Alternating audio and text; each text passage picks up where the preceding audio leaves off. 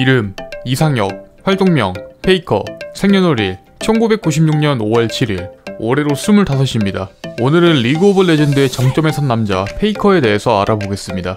페이커는 고등학교 2학년 때 프로게이머로 데뷔했습니다. 페이커는 아마추어 시절 고전파라는 닉네임으로 솔로랭크 1위를 찍은 시기였고 프로로 발탁되면서 선발전에 나갔는데 당시 최상위 팀이었던 CJ 블레이즈의 미드라이너 앰비션을 솔로키를 내면서 엄청난 주목을 받게 됩니다. 이후 앰비션은 자신이 페이커에게 처음으로 죽어본 사람이라며 뿌듯해했습니다. 페이커의 통산 전적은 총 835전 568승 267패, 우승 21회, 준우승 8회, 메이저 MVP 5회 선정이라는 커리어를 가지고 있습니다. 그 외에도 리그 오브 레전드 월드 챔피언십 최다 우승 선수, 라이엇 게임즈가 주관하는 대회를 모두 우승한 유일한 선수, 챔피언스 코리아 최다 우승 선수 같은 기록도 가지고 있습니다. 현재 T1의 공동 구단주 자격을 가지고 있습니다. 3년 재계약을 맺으면서 지분에 따른 파트 오너가 되었는데 선수 생활을 마감하더라도 회사의 임원 자격으로 구단 육성에 참가하게 됩니다. 이는 국내 e스포츠 역사상 최초의 사례입니다. 과거 페이커를 영입하기 위해 중국에서 100억, 미국에서 백지수표를 제시했다는 루머가 돌았습니다. 하지만 페이커는 실제 스카우트 당시 한국에서의 성적이 좋지 않아 외국으로 가게 되면 마음이 편하지 않아 모두 거절했다고 얘기했습니다. 중국에서 페이커의 인기는 상당합니다. 페이커가 스트리밍을 하면 약 1500만 명 정도가 시청하며 동시 접속자 수는 50만 명 수준이라고 합니다. 17년도 중국에서 열린 롤드컵 결승전의 경우 페이커를 보기 위해 약 4만 명의 관중이 모였으며 당시 티켓은 1분 만에 매진됐습니다. 경기가 끝나고 페이커에게 사인을 받은 한 여성 팬이 있는데 이 팬은 중국 대기업인 중국공상은행 회장 손녀로 페이커가 너무 좋아 경기마다 따라다니고 선물도 챙겨준다고 합니다. 페이커의 24번째 생일을 맞아 뉴욕 타임스퀘어 전광판에 생일 축하 광고가 게재된 적이 있습니다. 타임스퀘어에 생일 축하 광고가 걸린 국내 인물로는 방탄소년단, 워너원 등이 있으며 e스포츠 선수로는 페이커가 최초입니다. 페이커는 마포고등학교에 다녔습니다. 졸업은 하지 않고 프로게이머 생활을 시작하면서 자퇴했으며 마포고를 다닌 다른 롤 프로게이머로는 데프트가 있습니다. 참고로 학창시절 둘은 서로 모르는 사이였습니다. 아마추어 시절의 페이커는 랭크 게임 없이 일반 게임만 돌리던 유저였습니다. 하지만 500승 이상을 기록하면서 일반 게임 매칭이 잘 잡히지 않는다는 이유로 어쩔 수 없이 랭크 게임을 시작했다고 합니다. 롤에서 충을 양성하는 기여도가 상당히 높습니다. 페이커는 저격밴이 불가능할 정도로 상당히 넓은 챔프폭을 자랑하는데 이 때문에 대회에 새로운 챔피언을 들고 나올 때마다 해설진이 직접 솔랭 주의보를 내릴 정도로 상당히 많은 충을 양성합니다.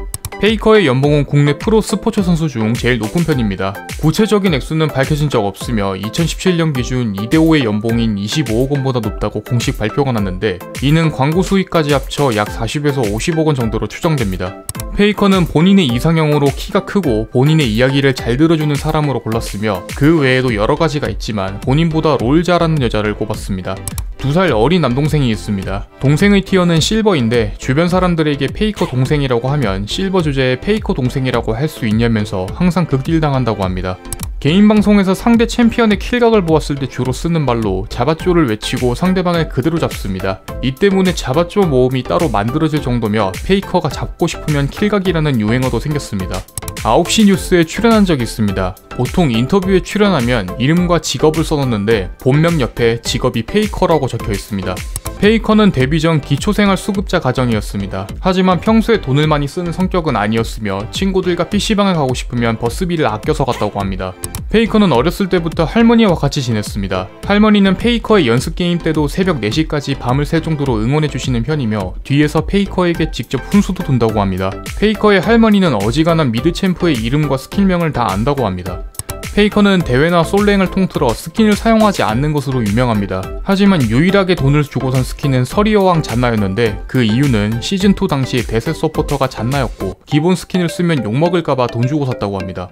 한 방송 프로그램에 출연하면서 PD가 CS를 잘 먹는 방법을 알려달라고 한 적이 있는데 이에 페이커는 미니언이 피가 없으면 평타를 쳐라 그럼 골드가 들어온다 라고 대답했습니다. 비슷한 사례로 한 인터뷰에서 무빙이 좋은 비결이 뭐냐고 물었는데 상대방이 스킬을 쓰면 그냥 피하면 된다 라고 말했습니다. 시즌 파이널 오프닝에서 옥좌에서 일어나는 오프닝을 찍었습니다. 온게임된 역사상 의자 오프닝을 한 선수는 임요한, 최연성, 페이커입니다.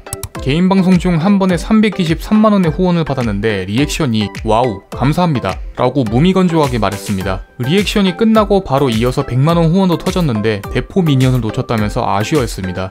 미국 ESPN 매거진에서 한국인 최초로 특집 기사를 실었습니다. 더 인킬러블 데몬킹이라는 제목으로 10페이지 분량인데 상세 내용으로는 페이커의 프로 데뷔 활약 및 솔랭에서의 흉악함을 다루고 있습니다.